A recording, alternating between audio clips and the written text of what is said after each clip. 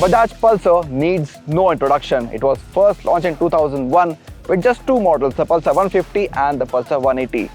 Since then, Bajaj has sold more than 1 crore 80 lakh Pulsars in the market. That's an average of almost 8 lakh Pulsars every year. In all, there are 11 models in the lineup, including this, the latest, the newest and the biggest Pulsar of them all, the Pulsar NS400Z. With this motorcycle, Bajaj aims to increase its market share in the 300 to 500cc segment, where it already sells the KTM 390s, the Husqvarna 401, the Dominar 400 and the Triumph 400s. This bike aims to increase that market share that currently stands at approximately 20%. It's been launched at a very attractive price of 1.85 lakh rupees ex-showroom, so that is introductory. But you really want to know, how does this motorcycle ride and is it worth your money? All your questions answered today right here at Car and Bike.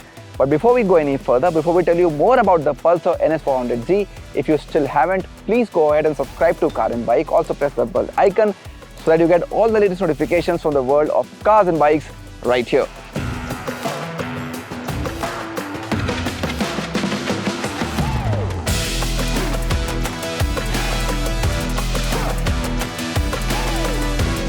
Here's a Pulsar that's loaded with tech and features, more than what you've seen on any other bike in the entire range before. But comparison here is not just from other Pulsars, but from a slew of bikes in the 400cc segment, many of them belonging to the extended Bajaj family.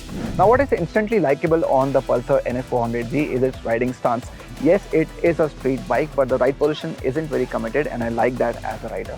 And because of that, the bike will also appeal to a larger section of buyers. Now, I'm 6 feet tall, the seat height is 805 millimeters. So for me, ideally, a few more millimeters would have been just perfect on the motorcycle. But for most average size riders, this seat height seems to be absolutely fine. Now, this is a compact bike, and aligning with that also is the handlebar, which isn't very wide, and that also helps you in giving you a good, comfortable riding stance. The bike runs on the same 373cc engine shared with the Dominar 400, but is a good 12 kgs lighter in curb weight, which makes it feel slightly more responsive. Ride-by-wire throttle also ensures a smooth and fast pickup, which takes the motorcycle from 0 to 100 km per hour in just under 7 seconds. And this is where the 6-speed gearbox with its slip and assist clutch comes in. There's enough power available at all bands to help you make your maneuvers, and especially in the top end, this bike is really impressive with the kind of grunt it offers. But what also comes with that, especially at high speeds, are some vibrations, because this is an engine that's quite old now and it shows in the way it performs, especially at top end. So with the power and the grunt, you also get some vibration. However, heating is not an issue, and that's an impressive factor, because we've ridden today on a hot day and the engine heat hasn't really bothered us. The bike also gets 4 ride modes and 4-level ABS switchable traction control system. These are road, rain, sport and off-road. Depending on the mode, you get everything from a smooth acceleration to limited power to heightened throttle response. These make the NS400Z a more versatile option when compared to other names in the Pulsar range. Yes, there are 4 riding modes, but I want to especially talk about the off-roading mode on the Pulsar NS400Z. And this mode can only be activated at speeds under 20 km per hour, and then it will work fine. If you're dealing with bad roads, broken roads, this really comes in handy. Of course, this is not an off-roader or it's not an adventure motorcycle, but it is quite capable of taking on the rough terrains or the bad roads owing to this particular mode. We've seen a visible difference between the different modes on this motorcycle, but in the off-road mode, what you get is better low-end torque and control braking. And when you take the bad roads or broken roads, these factors really help in giving you a more confident ride. Switchable traction control also promises additional grip in both off-road and sport modes, which only ensures more confidence for the rider. The 43mm USD forks make the front end feel quite blunted, even though this one is a street bike. Now, there are various factors to the way the bike handles. For example, the compact size of the bike, the wheelbase is not very long, slightly wider tires, and they all contribute in making the bike quite agile. Even the cornering ability is quite impressive on the motorcycle. Ground clearance of 168mm doesn't really bother you. You can turn with good confidence at high speeds without scraping the ground.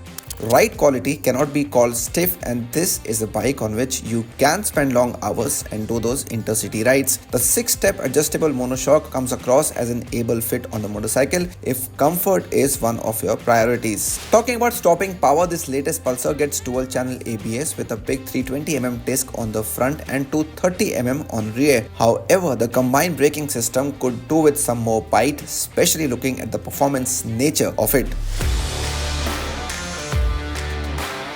It's a familiar Pulsar NS design, more so from profile, and there are still quite a few who like that muscular and sharp NS look. The front is completely new, including the lightning bolt shaped DRLs and the larger tank extensions, along with champagne gold finished forks. When it comes to lights, it's an all LED setup and the DRLs look aggressive. As a modern motorcycle, it gets all the features you can expect, including a new instrument console with Bluetooth connectivity. The 4-way selection control switch makes it easier to navigate through the system, but its response time can be quicker and the quality of switches is just alright. Now the design of the NS400Z is a bit of a hit and miss for me. It's a familiar NS look, but it's a silhouette that's more than a decade old that first began with the introduction of the first gen NS200 back in 2012.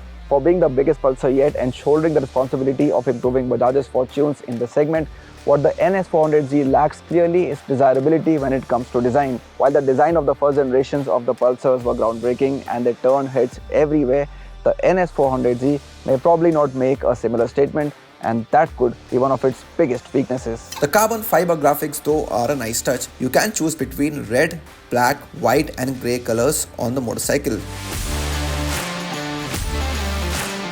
The prices for now are introductory, but according to Bajaj, they will be valid at least in the near future.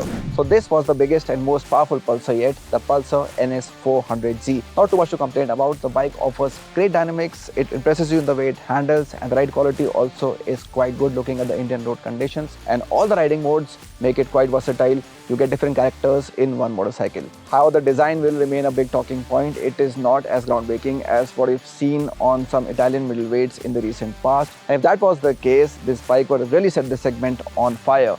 But at 1.85 lakh rupees ex-showroom, it comes across as a fantastic value for money option, even if it doesn't turn heads on the streets.